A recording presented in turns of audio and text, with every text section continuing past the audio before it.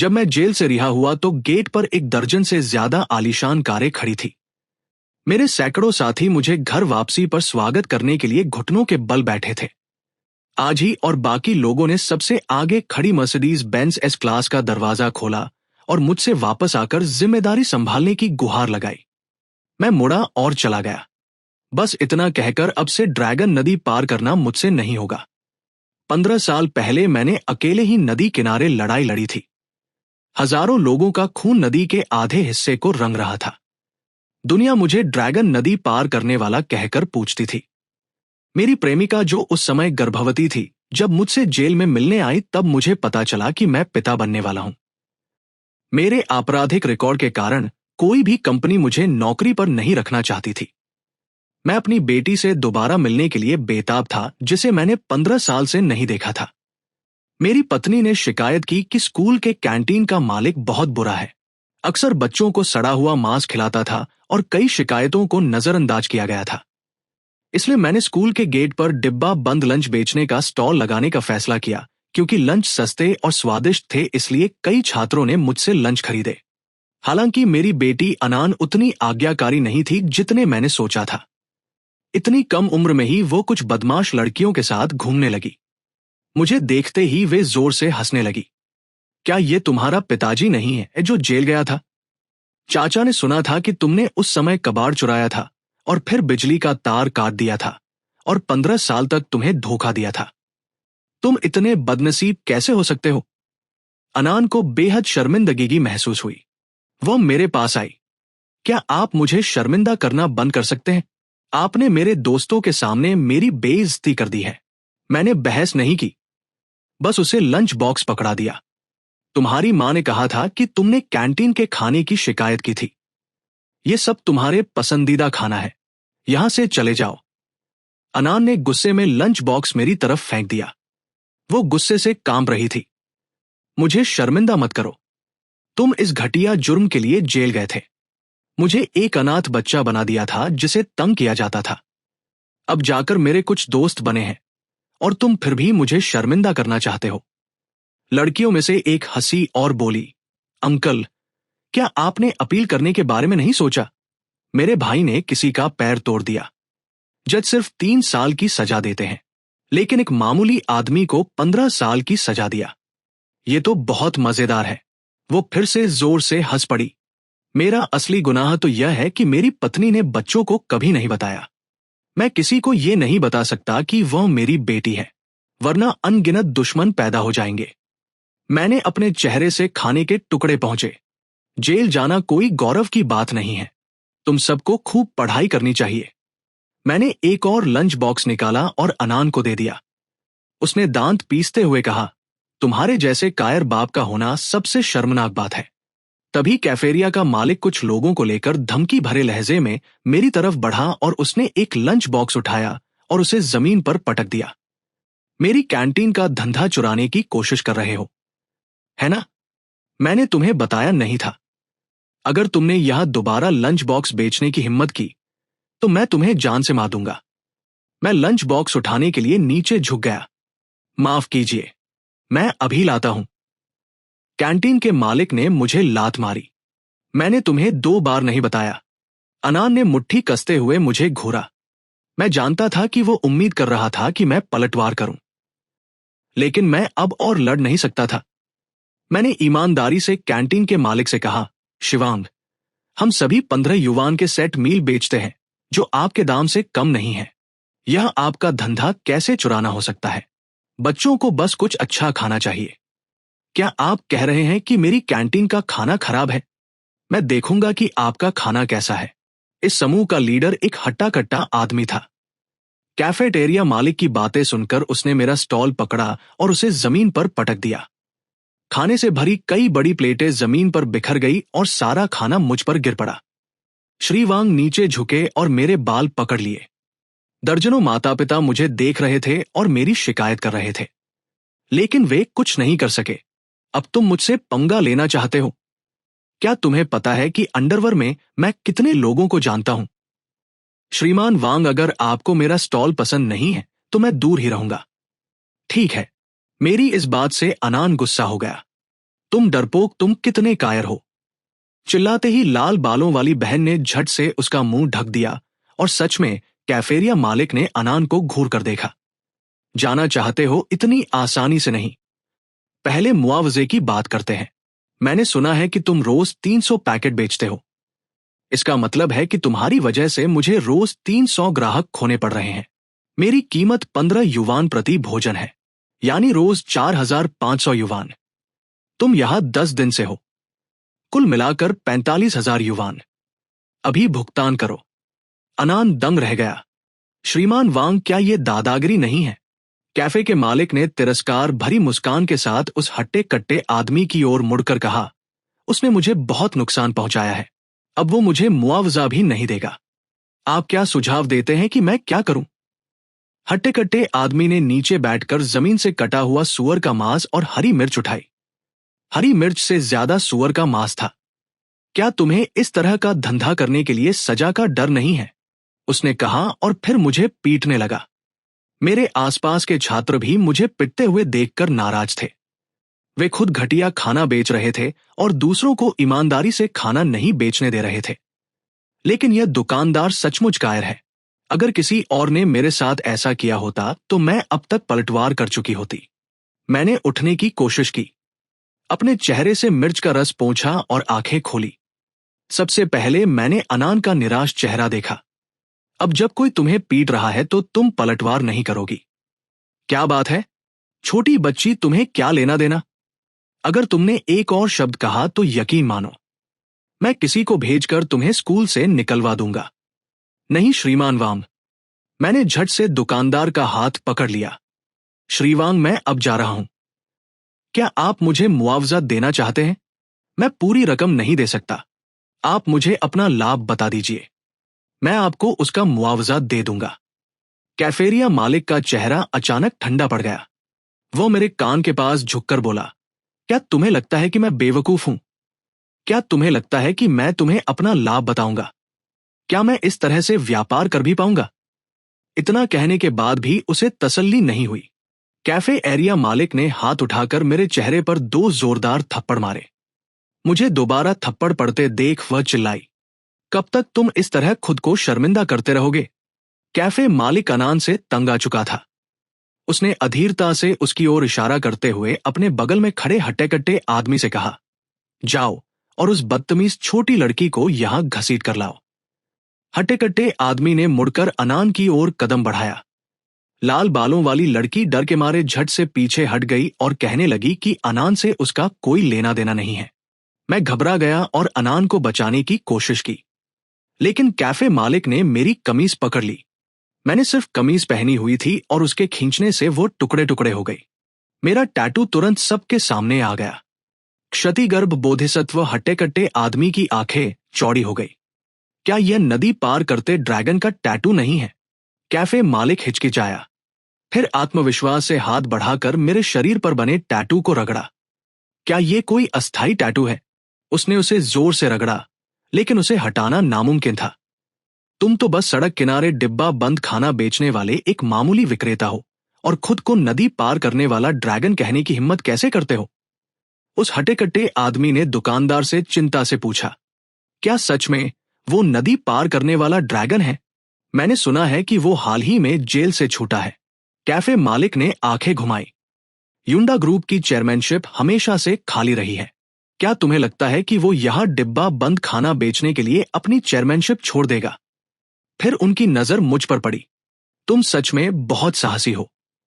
पुराने जमाने में गो जंगलों ने अकेले ही हजारों लोगों को मार गिराया था, जबकि तुम तो बस एक निकम्मे और लापरवाह आदमी हो। उन्होंने अपना फोन निकाला और मेरी तस्वीर खींची। तुम गए काम से। मैं तुम्हारी तस्वीर युवांडा ग्रुप में अपने दोस्तों को भेजूंगा। वे अभी आ रहे हैं। तुम सच में गए काम से। अनान को लगा कि टैटू बहुत ज्यादा दिख रहा है, इसलिए उसने मुझे पहनने के लिए एक अपने दोस्त का कपड़ा दिया। फिर एकदम पीले चेहरे से मेरी तरफ देखते हुए, ये किस तरह का टैटू है? मैंने जबरदस्ती मुस्कुराते हुए उनसे कहा कि पहले घर चले जाओ। अचानक अनान चिल्लाया, तुम कबाड़ चोर हो। ये किस तरह का क्षितगर्भ बोध सत्व का टैटू है? क्या तुम्हें पता है कि कितने लोगों ने ड्रैगन सबडंग डेमन स्लेइंग किंग का रूप धारण किया और युवांडा समूह द्वारा मार गिराए गए? भागो। मैं अनान को खाली निगाहों से देखता रहा। क्या उसे मेरी चिंता थी?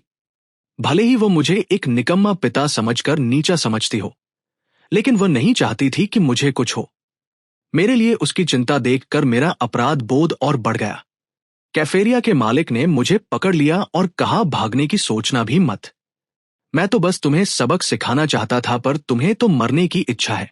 अचानक उसका फोन बज उठा। उसने लापरवाही से फोन उठाया और जवाब दिया, अरे भाई, हाँ हाँ हाँ, ये आदमी तो बहुत ही लापरवाह है। मैंने इसकी पिटाई कर दी। क्या तुम आ रहे हो? तुमने क्या कहा? युवांडा के पूरे निदेशक मंडल आ रहे हैं। वो अचानक मुझे हैरानी से देखने लगा। सभी लोग हैरान रह गए। उस हट्टे कट्टे आदमी ने अविश्वास से पूछा, भाई, क्या तुम उसे जानते हो? मैं भला उस स्तर के किसी व्यक्ति को कैसे जान सकता हूं? लेकिन उन्होंने अब भी फोन किया था और कहा था कि वे जल्द ही आ रहे हैं। उस हट्टे कट्टे आदमी ने गहरी सांस ली। वफादारी का क्या ही प्रदर्शन है। सिर्फ अपने बॉस का रूप धारण करने से ही यह सब इसमें फंस गए। कैफेरिया मालिक ने ठंडे लहजे में कहा, मुझे लगता है ये सब उस बड़े आदमी के दबदबे की वजह से है। ये किसी भी मामूली आदमी को बर्दाश्त नहीं करेगा जो उसे उकसाए। तुम्हें जल्द ही पता चल जाएगा कि मौत का क्या मतलब होता है। अनान पहले से ही टूट चुकी थी। कैफेटेरिया मालिक की पहले वाली धमकी को नजरअंदाज करते हुए वो मेरी तरफ दौड़ी और मुझे जोर से धक्का दिया। चले जाओ। तुमने मेरी मां को 15 साल तक इंतजार करवाया है। क्या तुम चाहते हो कि वो विधवा हो जाए? टूटे हुए अनान को देखकर मुझे अपराध बोध हुआ। ये सब मेरी गलती थी। कमीने, उन्होंने उस मां और बेटी को 15 साल तक सताया है। कृपया किसी को मत बुलाओ। वो तो बस एक कबाड़ चोर था। उसे क्रॉसिंग रिवर ड्रैगन के बारे में कुछ भी पता नहीं था। 15 साल पहले वो भोला था। जब वे जेल गए तब तक उसने उस बड़े आदमी की कहानी भी नहीं सुनी थी। वो जानबूझकर नकल नहीं कर रहा था। ये महज एक संयोग था। कैफेरिया का मालिक एक पल के लिए स्तब्ध रह गया, फिर जोर से हंस पड़ा। हाँ, मैं हंसी से लोटपोट हो रहा हूं। कबाड़ चोरी के लिए जेल, इससे ज्यादा अपमानजनक अपराध और क्या हो सकता है? अनान शर्मिंदा लग रहा था, लेकिन फिर भी उसने मेरा हाथ पकड़ा और मुझे बाहर खींच लिया। बॉस वांग ने तुरंत अपने आदमियों को हमारा रास्ता रोकने के लिए कहा, क्या तुम्हें लगता है कि निकलना इतना आसान है? युवांडा ने पहले ही ऐलान कर दिया है कि जो कोई भी क्षित गर्भ का नाम लेने की हिम्मत करेगा, वो खुलेआम उनका विरोध कर रहा होगा। अनान रो पड़ा। मुझे परवाह नहीं कि उसके साथ अन्याय हुआ था या नहीं। अगर आज तुम्हारी मृत्यु हो जाए तो अगले जन्म में दूसरों के कारोबार में दखल मत देना। अनान असमंजस में था। उसने घबराकर अपनी बहनों की ओर देखा। क्या तुम मदद नहीं करोगी? समूह में कोई बोलने की हिम्मत नहीं कर रहा था। लाल बालों वाली लड़की बोली, क्या हम पक्के दोस्त हैं? अनान दंग रह गई। हमने दोस्ती की कसम खाई है। अगर तुम सच में अच्छी बहन हो तो अपने दोस्तों को इसमें मत घसीटो। तुमने इतनी बड़ी मुसीबत खड़ी कर दी है और फिर भी हमें अपने साथ घसीटना चाहती हो। तुम हमारी बहन कहलाने लायक नहीं हो। उसके बोलते ही सारी लड़कियां झुक गई। हाँ, क्या तुम हमें मरवाना चाहती हो? तुम्हें अभी भी ये कहने की हिम्मत है कि हमने दोस्ती की कसम खाई है? मजाक में ठीक है, लेकिन तुम्हारे साथ कौन मरेगा? मैं युवांडा समूह को नाराज नहीं कर सकती। मैंने तुमसे युवांडा के खिलाफ जाने के लिए नहीं कहा। मैं बस तुमसे विनती कर रही हूं कि हमें यहां से निकलने में मदद करो। ठीक है। उसके दोस्त चुप रहे। मुझे पता था कि इस समय अनान की दुनिया शायद बिखर चुकी थी। मुझे उस पर तरस आ रहा था। मैं उससे 15 साल पहले मिला था। मुझे पता था कि अनान ने सालों तक बहुत जुल्म सहा होगा। वो अब और जुल्म सहना नहीं चाहता था। इसलिए उसने इन लड़कियों के साथ मिलकर एक पक्की दोस्ती बना ली। हताशा में अनान ने भीड़ को चीरते हुए आगे बढ़ने की कोशिश की, लेकिन उसका नाजुक शरीर भला इन लोगों का मुकाबला कैसे कर सकता है? छोटी लड़की, क्या तुम चुप नहीं रह सकती? कैफेरिया मालिक ने अधीरता से हाथ उठाया और अनान को जोर से थप्पड़ मारा। थप्पड़ अनान के चेहरे पर लगने से पहले ही मैंने उसका हाथ पकड़ लिया। कैफेरिया मालिक दंग रह गया। तुम्हारी हिम्मत कैसे हुई पलटवार करने की? मैंने तुम्हें बताया था कि मैंने बहुत दिनों से लड़ाई नहीं की है तो छोड़ दो। मैंने सिर हिलाया। मुझे परवाह नहीं कि तुम मुझे कैसे मारते हो, लेकिन अगर तुमने उसे छुआ तो मैं तुम्हें जान से मार दूंगी। मेरी आवाज बहुत धीमी थी, जरा भी नहीं, लेकिन उसकी कलाई पर मेरी पकड़ की मजबूती ने उसके चेहरे का भाव एकदम बदल दिया। यह सुनकर कैफेरिया मालिक पहले तो हैरान रह गया, फिर मानो उसने दुनिया का सबसे हास्यास्पद मजाक सुना हो। वो घमंडी हंसी हंसने लगा। एक घटिया आदमी जो डिब्बा बंद लंच बेचता है मुझे धमकी देने की हिम्मत करता है। मुझे दिलचस्पी हो रही है और तुम मुझे इस छोटी लड़की को मारने नहीं दोगे, है ना? ठीक है, मैं तुम्हें मारता हूं और देखता हूं तुम मेरा क्या बिगाड़ सकते हो। हालांकि उसकी कलाई मजबूती से पकड़ी हुई थी और वह हिल नहीं सकता था, फिर भी उसका दूसरा हाथ और दोनों पैर हिल सकते थे। उसकी आंखों में एक भयंकर चमक कौधी और बिना किसी झिझक के उसने अपना पैर उठाया और पूरी ताकत से अन्नान के पेट में लात मारी। लेकिन मेरी गति उसकी दुर्भावना से कहीं अधिक तेज थी। जैसे ही उसने अपना पैर उठाया, समय मानो थम सा गया। मुझे बस उसके गंदे जूते का तलवा और उसका भयभीत चेहरा दिखाई दे रहा था। लगभग सहज ही मेरे दूसरे पैर ने उसके घुटने यानी सहारा देने वाले पैर पर जोरदार आवाज के साथ प्रहार किया। वो पल भर में अपना संतुलन खो बैठा और कीचड़ के ढेर की तरह जमीन पर गिरते हुए चीख उठा। कैफेटेरिया का मालिक इतने सारे लोगों के सामने अपनी बेइज्जती और अपमान से लाल हुए चेहरे के साथ किसी तरह उठ खड़ा हुआ। तुमने हद पार कर दी है। मैं तुम्हें अभी अपाहिज कर दूंगा। तुम्हारे हाथ पैर तोड़ दूंगा और फिर देखूंगा कि तुम कितने घमंडी हो। फिर मैं तुम्हें युवांडा समूह के हवाले कर दूंगा। उसके बोलने से पहले ही भाई ब्याओ नाम का हट्टा कट्टा आदमी अपने गुंडों के साथ भयंकर भावों के साथ मेरी ओर दौड़ पड़ा। संख्या में कम होने के बावजूद वे बेहद शांत थे। अफरा तफरी का फायदा उठाते हुए उसने मेरा हाथ पकड़ लिया। उसकी आवाज आंसुओं से कांप रही थी। भागो, मेरी चिंता मत करो। भूखे भेड़ियों की तरह मेरी ओर दौड़ते हुए उन आदमियों को देखकर मैं अजीब तरह से शांत महसूस कर रहा था। बस एक हल्की सी आह भरी। यह एक शांतिपूर्ण जीवन न जी पाने की बेबसी के साथ साथ मेरे सामने खड़े इन लापरवाह लोगों के लिए दया भी उमड़ रही थी। मैंने हाथ बढ़ाकर अनान के सिर पर धीरे से हाथ फेरा और उसके बालों से धूल हटाई। क्या तुम कभी ड्रैगन की प्रशंसा नहीं करते थे? वो रुका। नम आंखों से मेरी ओर देखते हुए वो नहीं समझ पा रही थी कि मैं इस समय ऐसा क्यों कह रहा हूं। मैंने उससे धीरे से कहा। मेरी आवाज में एक दृढ़ता थी जो मैंने लंबे समय से महसूस नहीं की थी। तो मैं तुम्हें आज दिखाऊंगा। वो हट्टा कट्टा आदमी पहले ही मेरे सामने आ गया था।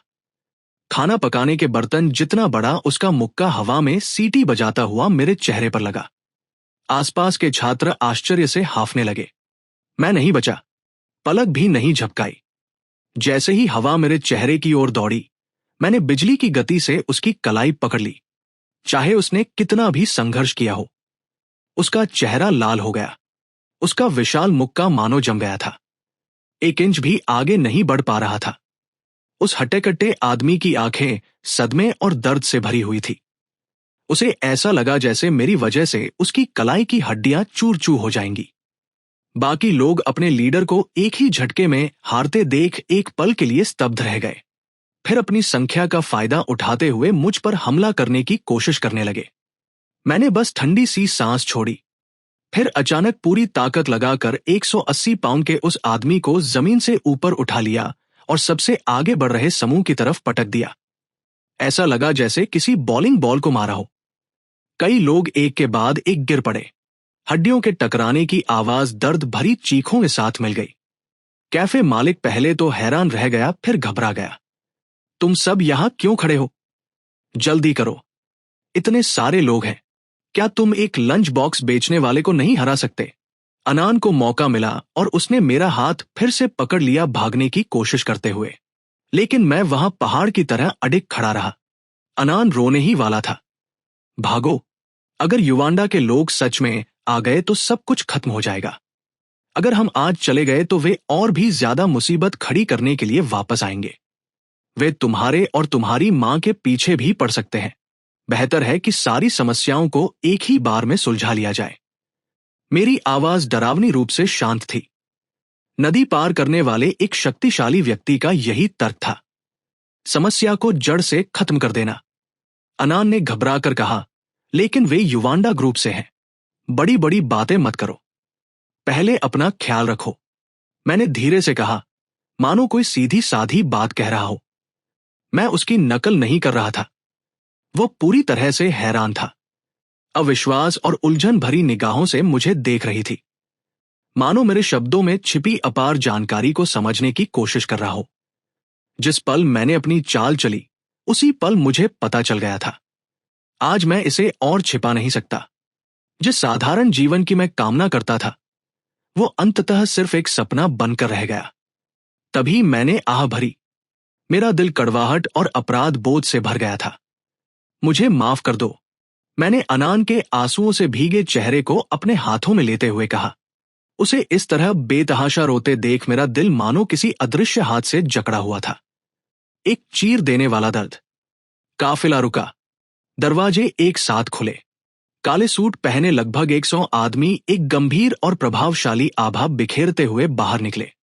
उनके कदम एक समान थे, चेहरे गंभीर थे और वे सीधे मेरी ओर बढ़े।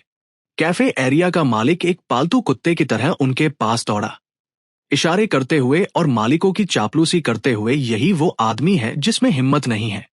इसने बड़े आदमी होने का नाटक करने की हिम्मत की। मैंने कहा, यह अब तक का सबसे बड़ा अपमान है, इसलिए मैं युवांडा ग्रुप की ओर से इसे सबक सिखाना चाहता था। कौन जानता था कि यह आदमी न केवल पश्चाताप नहीं करेगा, बल्कि युवांडा ग्रुप का अपमान भी करेगा, मेरे आदमियों को घायल करेगा और भागने की कोशिश करेगा। वहां मौजूद सभी लोग इस शक्तिशाली आभा से दंग रह गए और आपस में चर्चा करते हुए अपनी उत्तेजना को रोक नहीं पाए। सचमुच युवांडा ग्रुप के किसी व्यक्ति की तरह जीवन जी रहे हैं। इस स्टॉल मालिक का तो बुरा हाल होने वाला है। ये बड़े बड़े लोग जो आमतौर पर सिर्फ वित्तीय खबरों में नजर आते हैं, आज यहाँ एक नकली कार्यक्रम के लिए इकट्ठा हो गए हैं। ये अविश्वसनीय है। लीडर को देखो। ये सोचना ही हैरानी की बात है कि आज ये सभी बड़े बड़े गैंगस्टर यहाँ जमा हुए हैं, और वह भी सिर्फ एक धोखेबाज के लिए। यहाँ जिस तरह का जबरदस्त असर और ताकत दिखाई दे रही है, वो सचमुच चौंका देने वाली है। ये बिल्कुल अकल्पनीय है। जरा उधर देखो। जो आदमी इस पूरे ग्रुप को लीड कर रहा है, वो युवांडा ग्रुप का एग्जीक्यूटिव एनफोर्सर है। एक ऐसा आदमी जिसकी दौलत अरबों में है। मौत को दावत देना बंद करो। तुम्हारी हिम्मत कैसे हुई इस तरह घूरने की? क्या तुम्हें लगता है कि ये भीड़ गली मोहल्ले के उन छोटे मोटे गुंडों की है जो बस दिखावा करते हैं? यहाँ तो एक गलत नजर भी तुम्हें बहुत बड़ी मुसीबत में डाल सकती है। यहाँ तक कि वे आवारा लड़कियां भी जो पहले आना के साथ घूमती थी, अब बड़े जोश के साथ अपने फोन निकालकर दूर से हमारी वीडियो बना रही है। उनके लिए इस नजारे को देखना किसी बड़े गर्व की बात से कम नहीं है। आना के उन मतलबी दोस्तों के उलट मेरे भाइयों की नजरें बाकी सभी को नजरअंदाज करती हुई सीधे मुझ पर आकर टिकी। उनकी आंखें भावनाओं से भरी हुई थी। उनमें जबरदस्त उत्साह, किसी सपने जैसा अविश्वास और थोड़ी सी सम्मान भरी श्रद्धा का मिलाजुला भाव था। मैंने एक गहरी और भारी सांस छोड़ी। ये वही भाई थे जिनके हाथों में मैंने कभी अपनी जान और अपनी मौत दोनों सौंप दी थी। मैंने 15 साल जेल में बिताए और उन 15 लंबे सालों तक जो 5400 से भी ज्यादा दिन रातों तक फैले हुए थे, उन्होंने मेरा इंतजार किया। उनकी वफादारी कभी नहीं डगमगाई। उनका एकमात्र मकसद मेरे जेल से छूटने का इंतजार करना था, ताकि वे इस विशाल ग्रुप और इसके पूरे भविष्य को सीधे मेरे हाथों में सौंप सके। वे मेरी तरफ बढ़े, एक एक कदम आगे बढ़ाते हुए, जबकि कैफेटेरिया का मालिक एक जोकर की तरह उछल कूद करता रहा। वह उनके सामने लगातार बड़बड़ाता रहा और बिना किसी शर्म के अपने कामों का श्रेय खुद लेता रहा। उसने दावा किया कि अभी कुछ ही देर पहले सिर्फ युवांडा संगठन की इज्जत बचाने के लिए उसने उस आदमी से अपनी पूरी ताकत लगाकर लड़ाई की थी। जरा देखो तो उसकी कितनी बुरी हालत हो गई है। उसने उस आदमी की तरफ इशारा करते हुए शेखी बघारी सिर से पैर तक खाने से सना हुआ। ये सब मेरी ही करामात है जो मैंने अभी उसे पीटा है। आना ने पूरी घबराहट के साथ देखा कि आदमियों का वो डरावना झुंड मेरी तरफ और करीब आता जा रहा था। डर के मारे उस छोटी लड़की ने एक बार फिर अपना दुबला पतला शरीर मेरे आगे कर दिया ताकि मुझे बचा सके। सज्जनों, कृपया मेरी बात सुनिए, उसने मिन्नत की। ये मेरे पिता है। इन्हें कई साल पहले जेल भेजा गया था। ये सच है, और ये टैटू इन्होंने ये भी बहुत पहले बनवाया था। इन्होंने ये जानबूझकर किसी की नकल करने के लिए बिल्कुल नहीं बनवाया था। जब से ये जेल से बाहर आए हैं, मैं इनके क्रिमिनल रिकॉर्ड की वजह से इनसे नाराज रहा हूं। इसलिए मैंने हमेशा इनके पास जाने से मना किया है। इसीलिए आज पहली बार मैंने इनका टैटू देखा है। अगर मुझे इसके बारे में पहले पता होता तो मैं कसम खाता हूं कि मैं इन्हें सख्त चेतावनी देता और इनसे इसे हटवा देता। जैसे जैसे आना बोलती गई, उसका डर बढ़ता गया। उसकी आवाज बेकाबू होकर कांपने लगी। फिर भी वो अपनी जगह पर डटी रही, अपनी बाहें ऐसे फैलाए हुए जैसे कोई मुर्गी अपने चूजे को बचाती है, और मुझे अपने पीछे पूरी ताकत से बचाती रही। उसके चेहरे से आंसू ऐसे बह रहे थे जैसे मोतियों की माला टूट गई हो। मेरी मां, उन्होंने सच में इनका इंतजार किया, बिल्कुल अकेले। इतने सालों तक इनका सच में युवांडा संगठन को भड़काने का कोई इरादा नहीं है, और इन्होंने कभी भी गैंगस्टर होने का नाटक करने के बारे में सोचा भी नहीं था। प्लीज, मैं आपसे भीख मांगता हूं, प्लीज बस इन्हें जाने दीजिए। जैसे ही वह बोली, उसके पैर कमजोर पड़ गए और वो घुटनों के बल नीचे गिरने लगी। मेरे दिल में इतना गहरा दर्द उठा कि सांस लेना भी एक तकलीफदेह संघर्ष बन गया। मैं तो यही चाहता कि वो हमेशा मुझसे नफरत करती रहे। मैं उसे मुझसे इतनी ठंडी और व्यंग भरी बातें करते हुए नहीं देख पा रही थी, और ना ही मैं उसे मेरी खातिर खुद को इतना पूरी तरह से नीचा दिखाते हुए देख पा रहा था।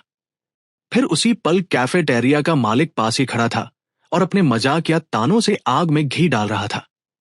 अरे ओ छोटे लड़की, तुम खुद को समझती क्या हो? तुम्हारे घुटने, तुम्हारे आंसू, उनकी कीमत ही कितनी है? जैसे ही उसके मुंह से ये शब्द निकले, युवांडा के हर डायरेक्टर और सीनियर एग्जीक्यूटिव जिनका नेतृत्व एजे कर रहा था कि चेहरों के हाव भाव अचानक पूरी तरह बदल गए। अचानक पूरी तरह से एक साथ वे सभी एक घुटने पर बैठ गए। एक ऐसा तालमेल भरा कदम जिसे इतनी सटीकता से अंजाम दिया गया था कि ऐसा लगा मानो वे आनंद से सम्मान का इतना गहरा भाव स्वीकार करने की हिम्मत ही ना कर पा रहे हो। उस पल पूरी दुनिया जैसे थम सी गई। वहां मौजूद हर कोई पूरी तरह से हक्का बक्का रह गया। हवा भी जैसे जम सी गई।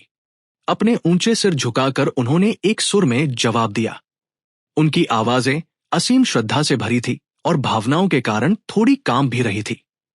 हमारी इतनी हिम्मत नहीं। घटनाओं के इस अचानक जमीन हिला देने वाले मोड़ ने आना को पूरी तरह से स्तब्ध कर दिया। उसका शरीर जो कुछ ही पल पहले घुटने टेकने के लिए तैयार था, बीच में ही हवा में अटका रह गया। इस बीच कैफेरिया मालिक का चेहरा पीला पड़ गया। उसके गालों से रंग तुरंत उड़ गया और वो बेहद डरावना और पीला दिखने लगा। साहब, जरूर आपसे कोई गलती हुई है। ये तो बस एक ऐसा आदमी है जो डिब्बे वाला खाना बेचता है। इससे पहले कि वह अपनी बात पूरी कर पाता, एजे के दो गुंडे आगे बढ़े और उसे जमीन पर कसकर दबोच लिया। खून से लाल आंखों के साथ एजे दहाड़ आए। तुम खुद को समझते क्या हो? तुम्हारी हिम्मत कैसे हुई ड्रैगन लॉर्ड और सबसे बड़ी उसकी बेटी का अपमान करने की? आज इस धरती पर तुम्हारा आखिरी दिन है। कैफेरिया मालिक इतना ज्यादा डर गया था कि उसकी पैंट ही गीली हो गई। ये तो बस एक छोटी सी गलतफहमी है, वो हकलाते हुए बोला। मैं आनंद के पास गया और धीरे से उसे उठने में मदद की। आना तो सीधा खड़ा हो गई, लेकिन जमीन पर बैठे बोर्ड के सदस्य अभी भी घुटनों के बल ही थे। मैंने अभी तक उन्हें उठने का इशारा नहीं दिया था, इसलिए उनमें से किसी की भी हिलने की हिम्मत नहीं हुई। आनंद ने मुश्किल से अपनी आवाज निकाली और एक ऐसी आवाज में जो किसी सपने जैसी लग रही थी, उसने हैरानी से आंखें फाड़कर पूछा, तो क्या वह सच में नदी पार करने वाले ड्रैगन की बेटी है? मुझे माफ करना बेटी, मैंने जवाब दिया। पिताजी ने ये बात तुमसे बहुत लंबे समय तक छिपा कर रखी। उसने अपनी आंखें और बड़ी की, वे आंखें जो हूबहू उसकी मां जैसी थी, और मुझसे पूछा, तो क्या ये सच है? 15 साल पहले वाली वह कहानी जिसमें तुमने अकेले सिर्फ एक तलवार के दम पर 1000 आदमियों का सामना किया था और आधी नदी को खून से लाल कर दिया था। आखिर एक अकेला आदमी 1000 लोगों का सामना कैसे कर सकता है? यह सच है। बस जरा इंतजार करो जब तक मैं इस आदमी से निपट ना लूं। उसके बाद मैं तुम्हें पूरी कहानी सुनाऊंगा। मैंने कैफेटेरिया के बॉस पर तिरछी नजर डाली, जो इस समय एक मरे हुए कुत्ते की तरह जमीन पर पड़ा हुआ था।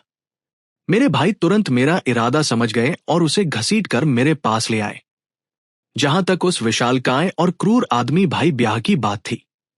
वह तो बहुत पहले ही डर के मारे गूंगा हो चुका था। कुछ ही पल पहले वह एक बहुत ही खतरनाक इंसान लग रहा था, लेकिन अब उसके पैर कमजोर पड़ गए थे और वो हवा में कांपते हुए पते की तरह बेकाबू होकर थरथरा रहा था और इस अफरा तफरी का फायदा उठाकर वहां से खिसकने की जी जान से कोशिश कर रहा था। लेकिन वह बस इतना ज्यादा डरा हुआ था कि कुछ कर ही नहीं पा रहा था। शायद उसने अतीत में अनगिनत बुरे काम किए थे, शायद वह भी कई लड़ाइयों में शामिल रहा था। फिर भी कुछ चीजें, कुछ नाम ऐसे होते हैं जो तलवारों की किसी भी लड़ाई या खून खराबे से कहीं ज्यादा डरावने होते हैं जितना उसने कभी देखा या अनुभव किया हो। जिस पल उसे मेरी असली पहचान पता चली, उसी पल उसका मनोबल पूरी तरह से टूट गया था। जब कोई इंसान इतने गहरे डर की गिरफ्त में आ जाता है तो उसका शरीर उसका कहना मानना छोड़ देता है। घुटनों का कांपना या लड़खड़ाना एक स्वाभाविक शारीरिक प्रतिक्रिया होती है। उसने शुरू में आजाद होकर भागने की बहुत कोशिश की, लेकिन उसके पैर धीरे धीरे और कमजोर होते गए और आखिरकार वह जमीन पर घुटनों के बल गिर पड़ा। पूरी तरह से हताश होकर वह पागलों की तरह अपने ही पैरों पर मुक्के बरसाने लगा और उनसे मिन्नतें करने लगा कि वे उसे थामे रखें ताकि वो अपनी जान बचाने के लिए भाग सके। लेकिन ये सब बेकार गया।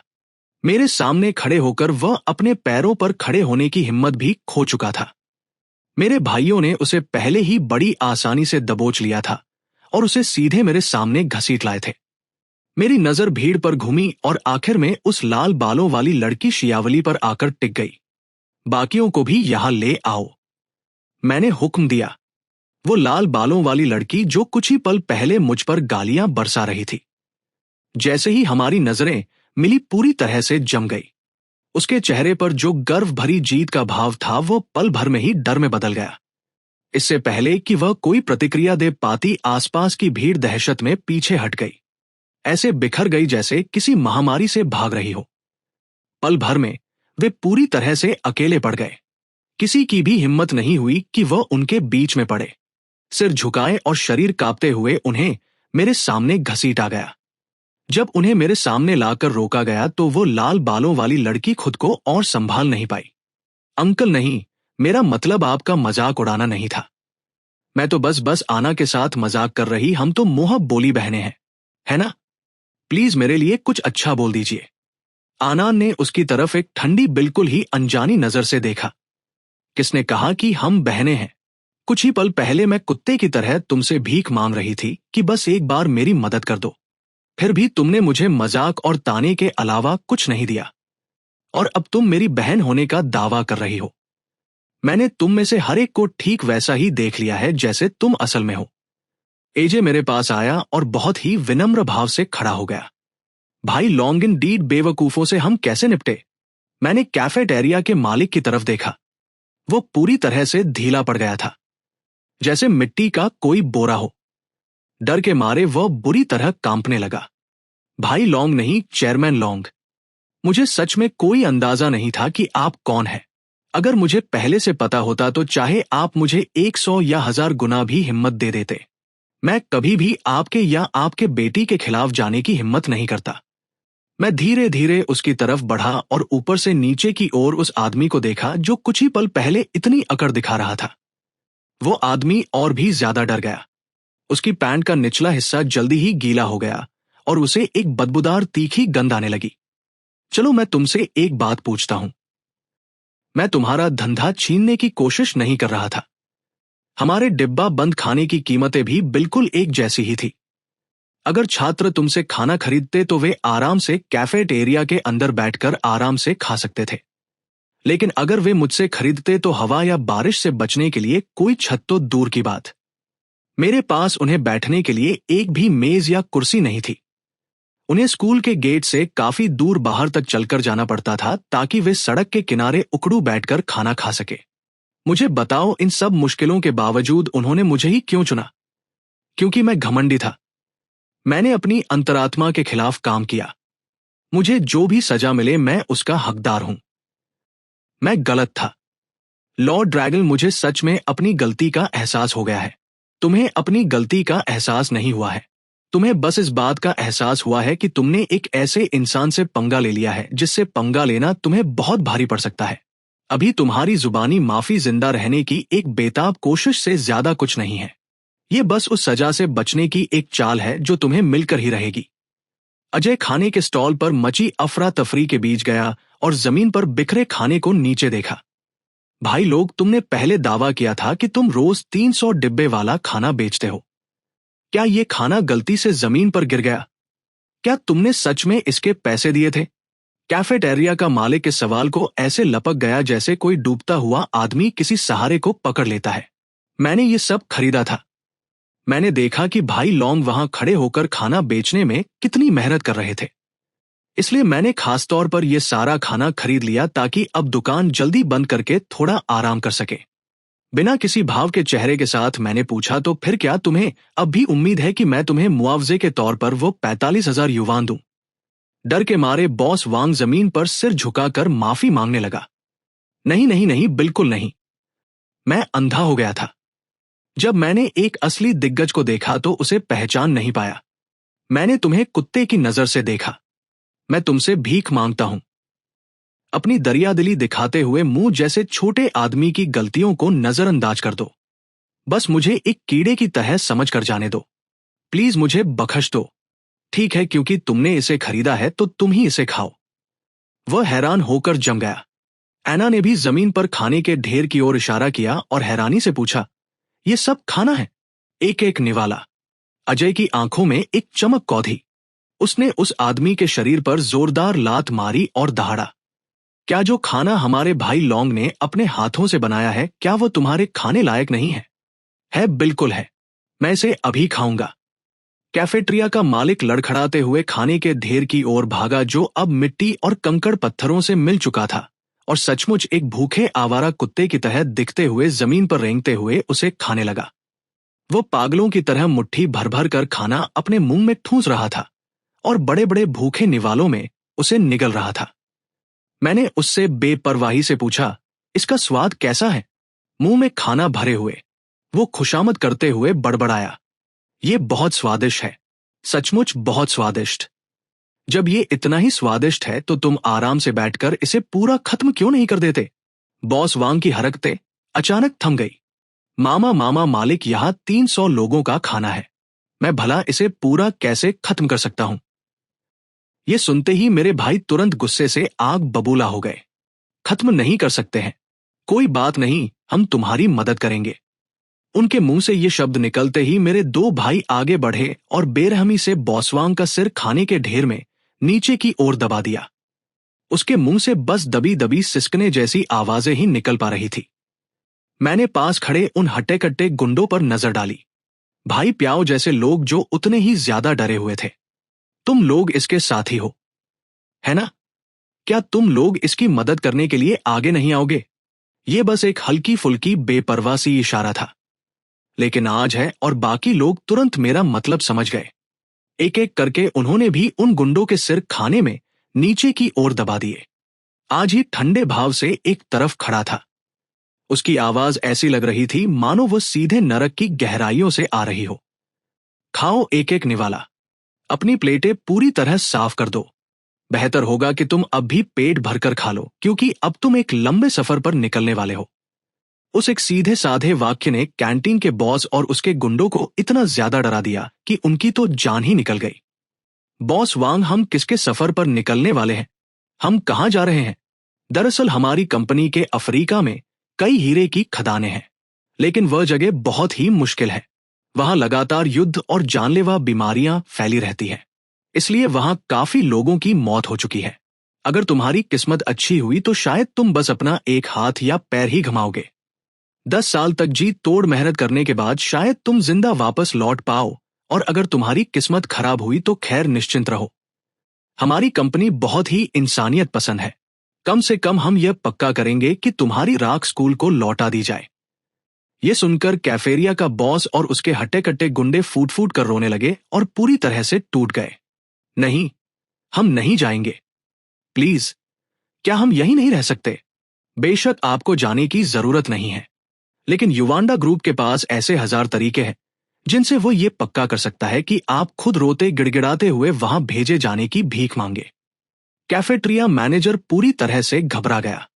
घुटनों के बल गिरकर वो फर्श पर रेंगते हुए मेरी की तरफ बढ़ा। हाय लॉन्ग लॉर्ड ड्रैगन, मुझे सच में अपनी गलती का एहसास हो गया है। प्लीज मैं आपसे भीख मांगता हूं। मुझे विदेश के किसी दूर दराज के इलाके में मत भेजिए। मैंने सुना है कि वहां के हालात बहुत ही बुरे हैं। वह इंसानों के रहने लायक जगह नहीं है। वहां भेजे गए आदमियों के या तो बम धमाकों में चिथड़े उड़ जाते हैं और उनके शरीर का आधा हिस्सा उड़ जाता है, या फिर वहां के स्थानीय उग्रवादी सड़कों पर उनके हाथ पैर काट डालते हैं। हमारा एक समझौता हुआ था। आपको सिर्फ उन देशों के सस्ते काम चलाऊ स्थानीय लोगों का इस्तेमाल करना था। आप मुझे वहां कैसे भेज सकते हैं? मैं तो इसी देश का नागरिक हूं। एक चीनी नागरिक? मैंने तो बस एक छोटी सी गलती की थी। इसकी सजा इतनी कड़ी तो नहीं होनी चाहिए। मैंने सुना है कि तुम्हारे स्कूल के प्रिंसिपल तुम्हारे चचेरे भाई हैं। क्या इसीलिए तुम इतनी मनमानी करते हो? तुम्हारी शिकायत कई बार की गई है, फिर भी तुम हर बार बच निकलते हो। असल में जिन माता पिता ने तुम्हारी शिकायत की थी, उनके बच्चों को किसी ना किसी बहाने से स्कूल से निकाल दिया गया। क्या इसमें कोई सच्चाई है? उसने मुश्किल से अपनी लार निगली और उसकी आंखें घबराहट में इधर उधर भटकने लगी। खैर, ये तो उनकी अपनी गलती थी। उनके बच्चों के ग्रेड बहुत खराब थे और उनमें किसी सरकारी स्कूल में दाखिला पाने की काबिलियत नहीं थी। वे हमारे जैसे प्राइवेट स्कूल में आए, फिर भी उनमें हंगामा करने की हिम्मत थी। क्या उन्हें सबक सिखाना मेरा सही कदम नहीं था? ऐसा लगता है कि तुम्हारी नजर में ताकतवर का कमजोर को दबाना ही दुनिया का स्वाभाविक नियम है। तो क्या इसका मतलब यह है कि आज मैं तुमसे ज्यादा ताकतवर हूं, तो मैं भी तुम्हें अपनी मर्जी से दबा सकता हूं? भाई रोम में मैंने उसकी बात बीच में ही काट दी और अपना हाथ आगे बढ़ाया। मैंने धीरे से उसके तेल लगे कंधे पर थपकी दी और फिर एक गहरी सांस ली। यह बच्चे अपने शारीरिक विकास के एक बहुत ही अहम दौर से गुजर रहे हैं। मैं समझता हूं कि बिजनेस में मुनाफे को सबसे ज्यादा अहमियत देना पूरी तरह से सही है, लेकिन जब बात इन देश के फूलों की आती है तो आपको कम से कम थोड़ी बहुत इंसानियत तो दिखानी ही चाहिए। अब आप चाहते हैं कि मैं आपके साथ नरमी से पेश आऊं, लेकिन क्या आपने उस समय उन बच्चों के साथ जरा भी नरमी बरती थी? अगर आपने उन्हें इतनी बुरी तरह से मजबूर ना किया होता तो कौन सा समझदार बच्चा अपनी मर्जी से एयर कंडीशन स्कूल कैफेरिया छोड़कर चिलचिलाती धूप में धूल भरी सड़क के किनारे बैठकर डिब्बे में बंद खाना खाता? मुझसे गलती हो गई। इससे पहले कि कैफेटेरिया का मालिक अपनी बात पूरी कर पाता, मेरे आदमियों ने, जिनके चेहरों पर कोई भी भाव नहीं था, उसे घसीटकर वहां से हटा दिया। उसके रोने चिल्लाने की आवाजें धीरे धीरे दूर होती गई। ये ठीक वैसा ही हुआ जैसा आज ने अंदाजा लगाया था। तब तक आना के दोस्त बुरी तरह से कांप रहे थे और मुश्किल से ही अपने पैरों पर खड़े हो पा रहे थे। लाल बालों वाली लड़की शियावली बहुत ही दयनीय ढंग से रो रही थी और उसके चेहरे पर आंसुओं की बूंदें बनी हुई थी। अंकल, हम फिर कभी ऐसा नहीं करेंगे। हम वादा करते हैं कि हम फिर कभी आपका मजाक नहीं उड़ाएंगे। मैंने अपना हाथ बढ़ाया और धीरे से उसके बालों पर हाथ फेरा। मेरा इरादा तुम्हें कोई नुकसान पहुंचाने का कभी नहीं था। आखिर तुम अभी भी बच्चे ही तो हो। मैं बस तुमसे ये कहना चाहता हूं, मन लगाकर पढ़ाई करो। अपना समय उन चीजों को पूजने में बर्बाद मत करो जो खोखली, बेमतलब और पूरी तरह से दिखावटी है, और स्कूल की चारदीवारी के अंदर खुद को बहुत बड़ा 30 मार्का समझने की और झगड़े मोल लेने की कोशिश मत करो। गुट बनाना, अपने आसपास तथा कथित कसम खाए भाइयों का झुंड जमा करना। तुम्हें शायद लगता होगा कि तुम बहुत बड़े तोप हो, कि तुम बहुत दबंग और प्रभावशाली दिखते हो, लेकिन मैं तुम्हें एक बात बता दूं, जिस पल तुम असली दुनिया में कदम रखोगे, ये बुरी आदतें, सड़कों का ये तथाकथित कायदा तुम्हारी जिंदगी को पूरी तरह बर्बाद करने के सिवा और कुछ नहीं करेंगी। वो बेकाबू होकर कांपने लगा। उसकी आंखों से आंसू और नाक से बलगम बह रहा था।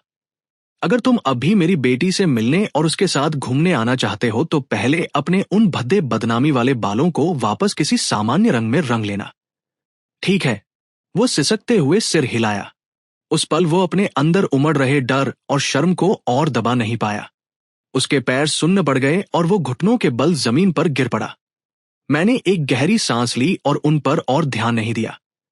चुपचाप जमीन पर पलटे हुए ठेले को साफ करने के काम में जुट गया।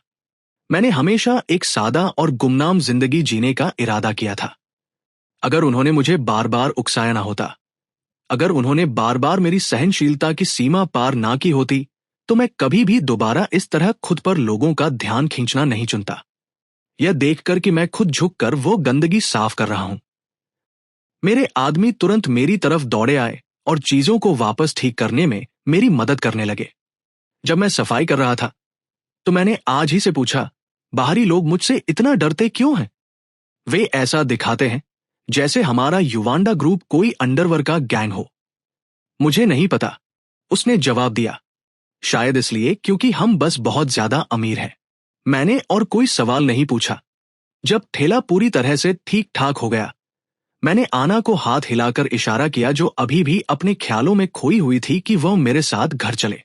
आनंद चुपचाप मेरे बगल में चलता रहा और बीच बीच में पीछे मुड़कर देखता रहा, क्योंकि हमारे पीछे अभी भी बिना कोई आवाज किए और जाने से इनकार करते हुए आज का लगभग 100 आदमियों का ग्रुप चल रहा था, जो सबसे वफादार अंगरक्षकों की एक टुकड़ी की तरह लग रहे थे।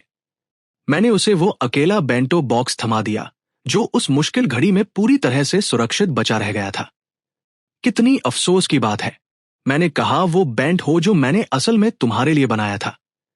मैंने तो चावल के ऊपर गाजर और हरी मटर को बड़े प्यार से सजाकर दिल का आकार भी बनाया था। आनंद ने वो भारी बेंटो बॉक्स ले लिया और अपनी आंखों के कोनों में बचे हुए आंसू पोंछ लिए। मुझे सच में लगा था, मुझे लगा था कि आज हम मर जाएंगे। उसने धीरे से कहा, तुम्हें मुझे पहले ही बता देना चाहिए था कि तुम एड्रिवर ड्रैगन हो। मैंने उसकी तरफ देखा और प्यार से पूछा, तुम वहां इतने डरे हुए थे, तो फिर तुम बार बार मेरे आगे क्यों आ रहे थे? उसने अपना सिर झुका लिया। उसकी आवाज भावनाओं से भर गई थी। चाहे मैं तुमसे कितनी भी नाराजगी क्यों ना रखूं इस बात के लिए कि तुम 15 सालों तक मेरी जिंदगी से गायब रहे, लेकिन आखिर तुम मेरे पिता ही तो हो।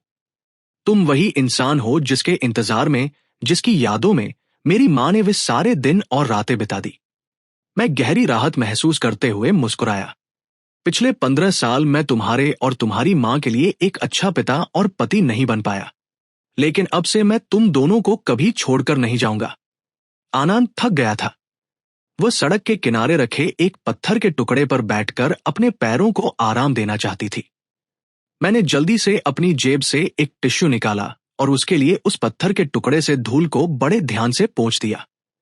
जब वह बैठ गया तो मैंने उसके लिए उसका बंटू बॉक्स भी खोल दिया।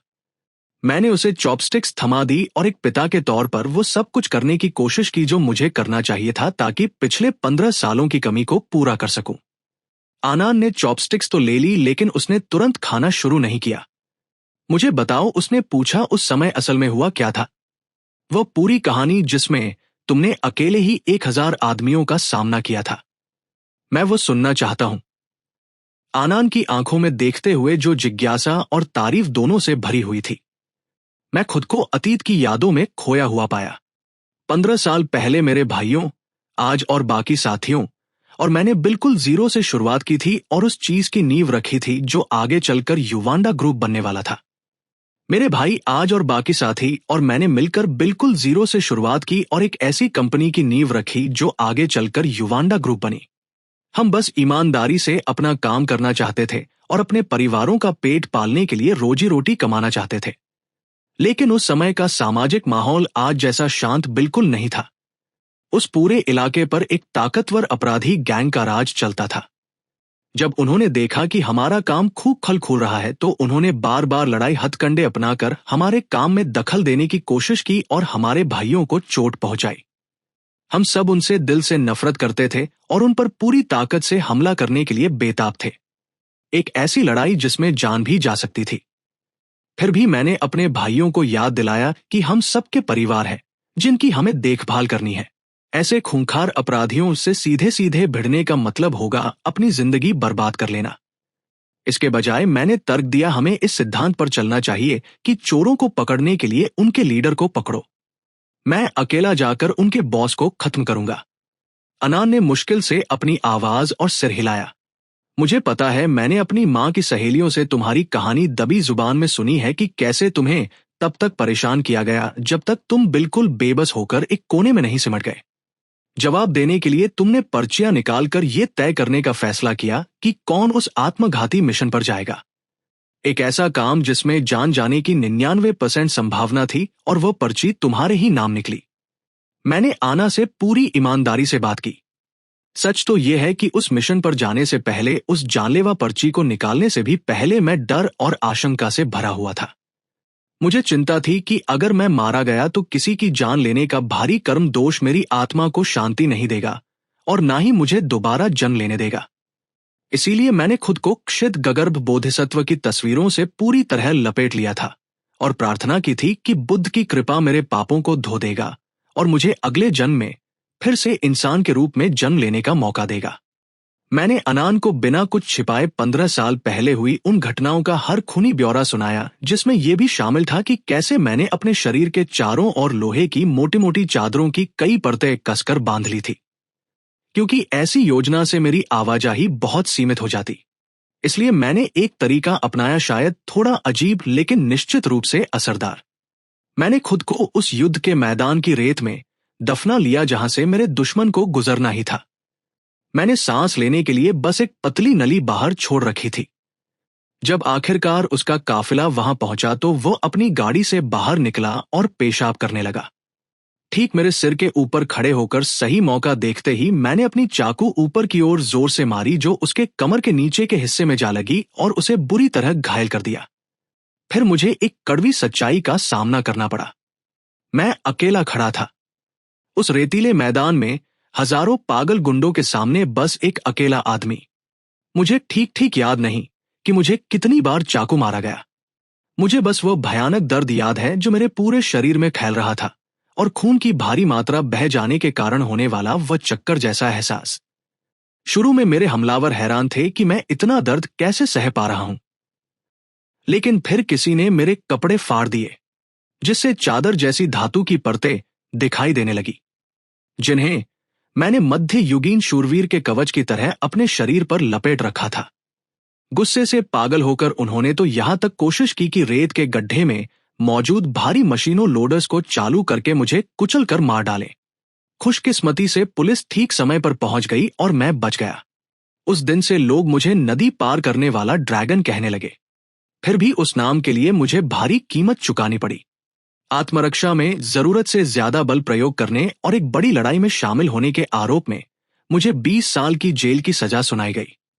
जेल की सलाखों के पीछे पहुंचकर मुझे लगा कि मेरी जिंदगी अब खत्म हो चुकी है, पूरी तरह से वीरान और खाली।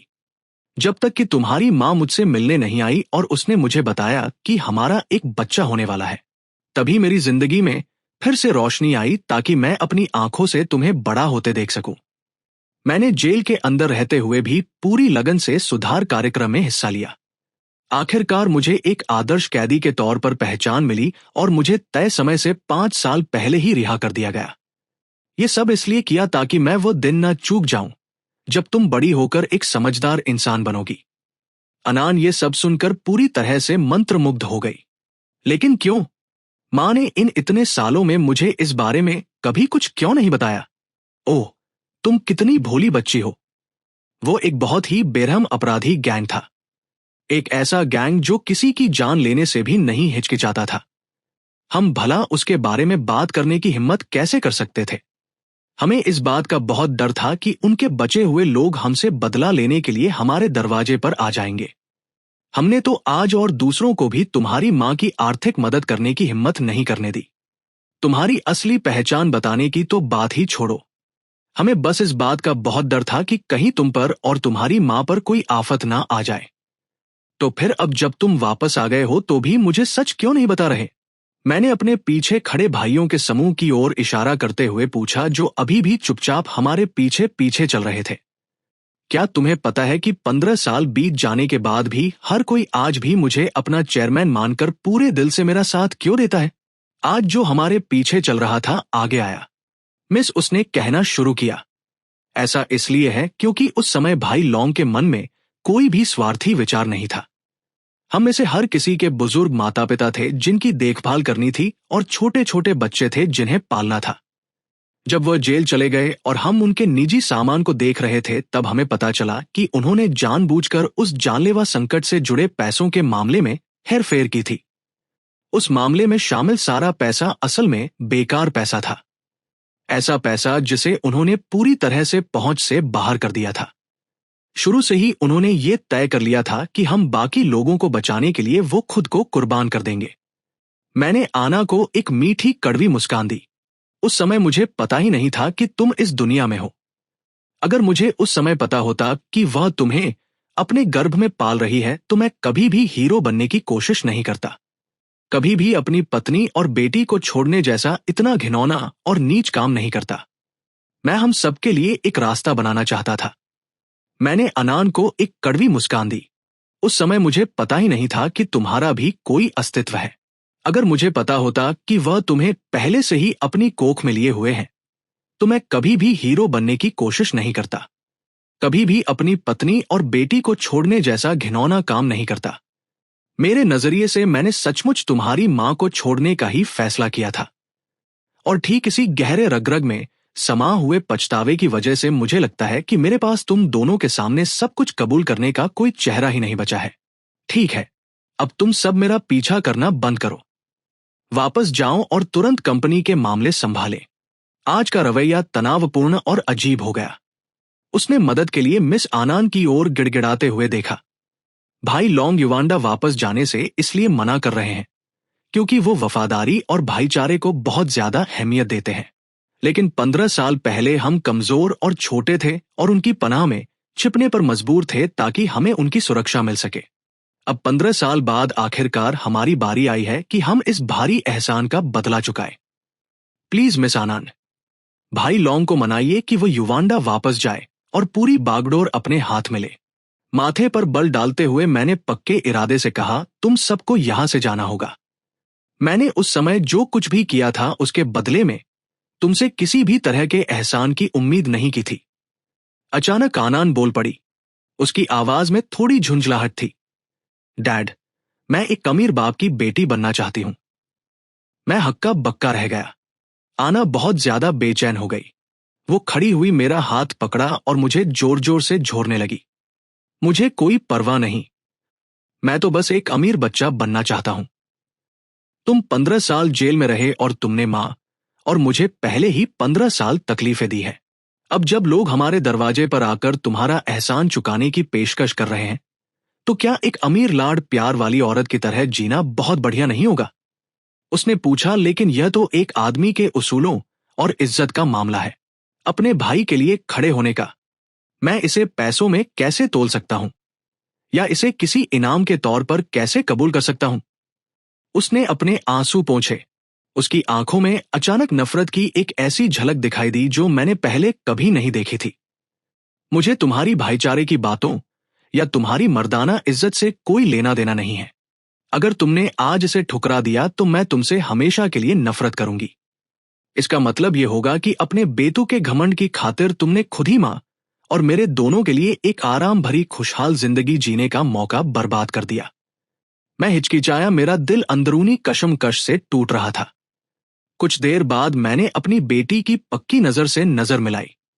आखिर में मैं आज और दूसरों की तरफ मुड़ा और कहा, अगर तुम सच में मेरा एहसान चुकाना चाहते हो तो क्या तुम उस स्कूल की कैंटीन को खरीदने का कोई तरीका ढूंढ सकते हो और मुझे उसे चलाने दे सकते हो। ये सुनकर मेरे भाई तुरंत गुस्से से भर गए। भाई लॉन्ग, एक मामूली सी स्कूल कैंटीन ये तुम्हारी शान के बहुत नीचे है। यह तुम्हारी हैसियत की बेइज्जती है। इसके बजाय ये कैसा रहेगा? हमारे युवांडा ग्रुप की अलग अलग जगहों पर कुल 25 कर्मचारियों की कैंटीनें हैं। हम उन सभी का ठेका तुम्हें दे देंगे। हम अभी कागजात पर दस्तखत कर देंगे ताकि तुम तुरंत काम संभाल सको। और किराए की बात तुम ग्रुप को अगले साल पैसे दे देना जब तुम्हें मुनाफा होने लगे। क्या इसका मतलब यह नहीं होगा कि तुम मुझे यह सब मुफ्त में दे रहे हो? मैंने पूछा, भाई लॉन्ग, हम ऐसे भाई हैं जिन्होंने एक साथ मौत का सामना किया है, फिर ऐसी छोटी मोटी बातों पर क्यों बहस करना? मैं एक बार फिर मना करना चाहता था, लेकिन जिस पल मैंने आना की आंखों में उम्मीद भरी चाहत देखी, मैं अपनी उस बची खुची मर्दाना इज्जत को जिसे मैं अभी चिपका हुआ था बस एक तरफ रख सका। कुल 26 कैफेरिया के कैटरिंग कॉन्ट्रैक्ट हासिल करने के एक महीने बाद मैंने सामान ढोने के लिए एक पुरानी गाड़ी खरीदी। फिर मैंने 2 एकदम नई गाड़ियां खरीदी, एक मेरी पत्नी के चलाने के लिए और दूसरी जो पूरी तरह से क्रिस्टल से जड़ी हुई थी आन के कमरे की सजावट के लिए।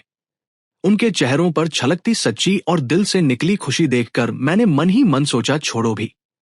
अपने छोटे से परिवार का भरण पोषण कर पाना और ये सुनिश्चित करना कि वे सबसे बेहतरीन जिंदगी जिए, ये किसी भी और चीज से ज्यादा मायने रखता है। जहां तक उस इज्जत की बात है जिनसे पुरुषों के बंधे होने की उम्मीद की जाती है, तो अगर मुझे उन्हें खोना भी पड़े तो कोई बात नहीं। आना अब वह बाकी और बिगड़ल लड़की नहीं रही जो वो पहले हुआ करती थी।